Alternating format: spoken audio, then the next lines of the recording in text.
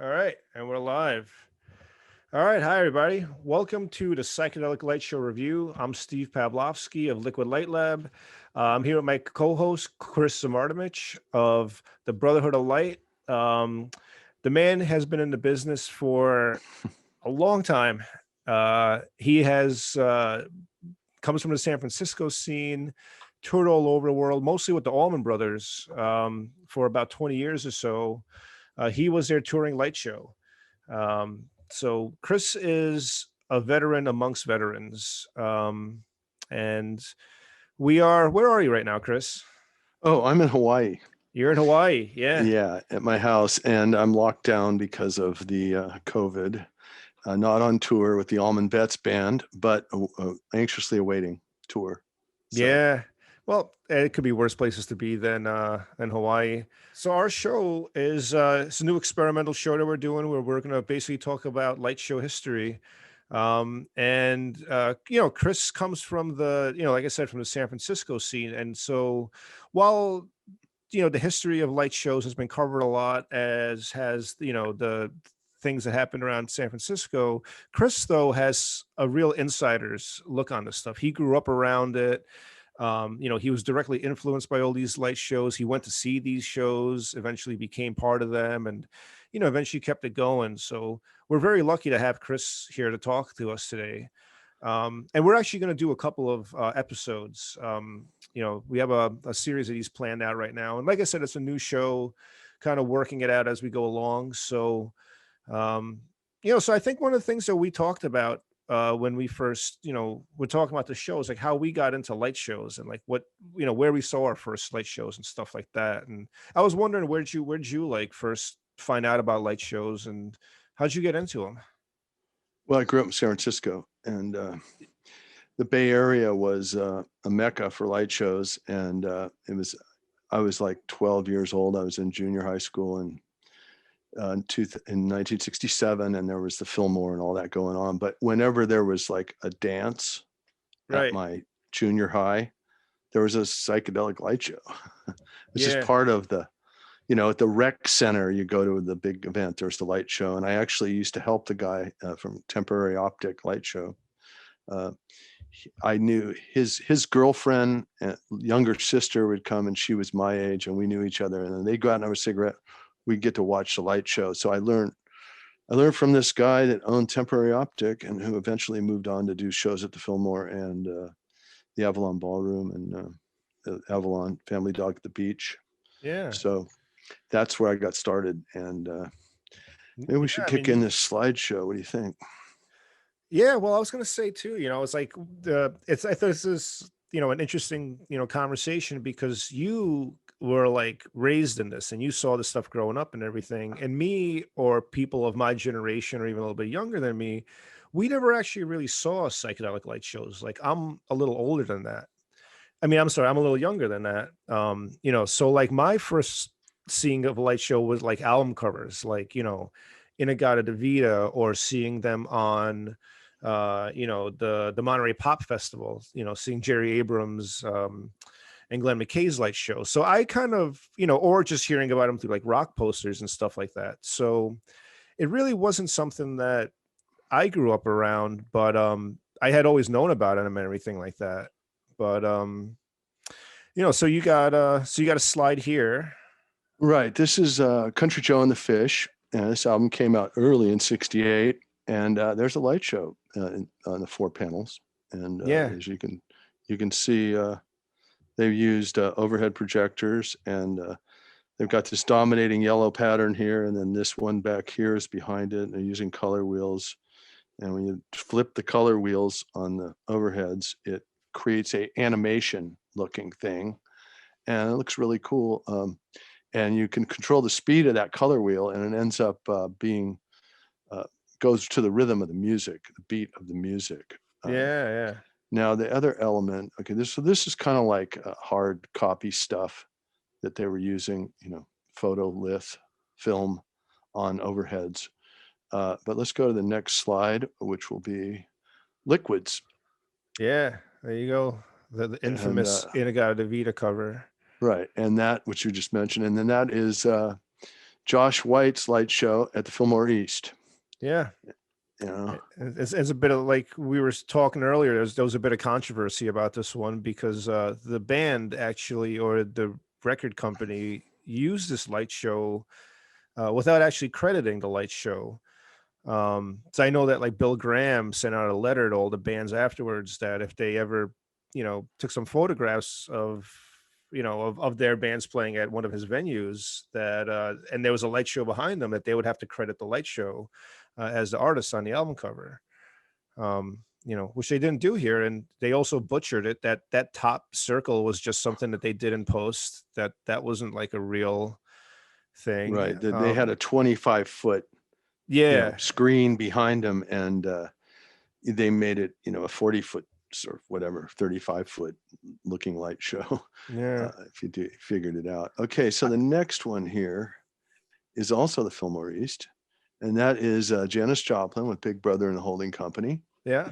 And that's also Joshua, and they've got all kinds of, this is the combination of both light shows we're seeing here. We're seeing liquids in the middle, and we're seeing some kind of either slides or overhead reflection and patterns that are on color wheels. Yeah. Also, and they kind of blend together really well and make this giant motif, 35, 40 feet wide. And this is the Cheap Thrills gatefold. Yeah, this is Cheap Thrills. This came out in 68, so this is probably a 60. Actually, yeah, this is a 60, late 68 release. So it's probably, when they played there in 68 at the Fillmore East, because that's when Bill opened the Fillmore East. Should we go to this next one, this Heavy Water? Yeah, let's see him. Yeah. Okay, this is quite a masterpiece. Yeah. This is the Carlos Santana's third album cover and third album. Most of it was recorded at the Fillmore West, which was the last days of the Fillmore movie and the Santana 3. And as you can see, I'm going to go over here. Let's see if we can get this is a slide right here, this 3D thing. This kind of Sinbad slide is here. It's a floater. This is some space slide. This is a giant liquid in the middle. This is a space. This is another kind of planetary space slide. And this is a statue guy holding that. So they've actually taken like 6 slides and one liquid and created a, and these collage. these are projections, right? These are things that they actually set up various projectors in a studio, I'm assuming, right? Right. So what they did was, like, this Sinbad guy, they probably blackened all around him. So you just basically saw Sinbad on the flying horse. And then they could move that wherever they wanted to in the collage by moving the slide projector. Right. Okay, let's go to their next. So this wasn't done in any like post, like in any kind of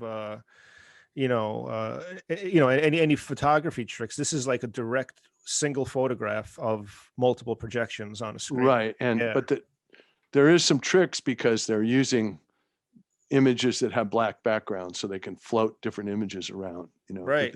Notice there's no square edges in this picture. Yeah. Like a normal photograph would have you'd see trees or bushes or sky or whatever. Everything's kind of floating, and it works really good in a collage fashion. Now, here's another one they did, which is Jefferson Airplane, 30 Seconds Over Winterland. And obviously it's the same sort of collage of things laid out differently, Yeah. which is really nice. Yeah, it's cool. Yeah, I can see how they're using a lot of their negative space. Right. And then I'm going to go to... and that's heavy water light show again, right? Yeah, I'm going to go one more that they did. Really nice work. This is off of Sunfighter, Jefferson Starship. And you can see they got the 3 different liquids, and they're probably using some kind of mask around the edge of these liquids that are creating this kind of pattern. And then they have an open center for the liquids. And then in each shot, they've got this guy he's a kind of a Conan superhero dude with a sword. And then they've got some kind of skull or something in here. And then over here, they've got this demon guy. Yeah. Kind of a Lord of the Rings looking thing. So they've kind of used each liquid with each shape. Yeah, you were telling me how, like, let's say the center one, it has these like almost like Rick Griffin type like streamers coming off of it. Right. And Oh, so they made that on film so that when they put that on the overhead projector, they put it on the overhead, you only saw the liquids in the middle, and then those little streamers are coming out. That was like a photolith so film. it was sort of like, it was basically a mask, It's a mask, and they but made out of, yeah. and in the heavy water ones, you can, I think on this, I'll go back, you can see the mask on this one. Right, let me go over here. You see the mask as these circular things? Oh yeah, yeah. You see, they did a different take on it there. But these, what they basically made their liquids look, their masks look like liquids. And then when you Yeah, did the liquids inside them, they weren't so just, hitting the edges of the plates and stuff. Okay, right. I'm going to go to an album cover I did with the Allman Brothers. Okay, here it is. This is called Shades of Two Worlds. Uh-huh. And Dickie Betts is the guy over here, this guy right here. He came up with the idea, and basically this is really formulates the Allman Brothers music. It's the one shade is the blues, and they're they're in Memphis at a, almost like a sharecropper old cabin with these black people that live there. And then the other one is this 60s psychedelic light show, which we provided. And that's Hmm. kind of like their, jazz type music that they play, So you got the blues and the jazz. And Yeah, that's yeah. the Allman Brothers, this kind of contemporary and the old, mixed. So and that's called Shades of Two Worlds. That's the name of the album. And then here's Sony put this together. There's the back, which they just did Oh, kind that's of nice. typical. It was a Yeah. red plate we did. Hmm. And Kirk West and I did this. Dickie came up with the idea. We came up with the art. I shot this in San Francisco. He shot them in Memphis while they're recording the record. And then they sent it to New York and they made the album cover. So it's pretty cool, Yeah. And back in the day. what year did this come out in? This was in 91. 91. Cool. Yeah. And then we went on tour with the Little Feat to support the album, Yeah. which was pretty cool. Okay. So now let's go to Monterey Pop Festival. There you go. Yeah. And this is a Jefferson Airplane. And this is, from the movie Yeah. Monterey. You Yes. probably, And if folks have not seen this movie, the Monterey Pop Festival film, some really great classic light show footage. And like I said, this is the first time I've seen, as a kid, because I was younger, and that stuff was all over with. But it was kind of like seeing this stuff, in my parents' VHS collection, that really got me exposed to light shows. And there's really great ones. And they did like I remember they did stuff like they would have like titles for each of the bands and things like that, right? They made like custom, you know right. sort And of we low. Yeah, actually have, I have a slide of the Jerry Abrams headlights did this, by the way. yeah.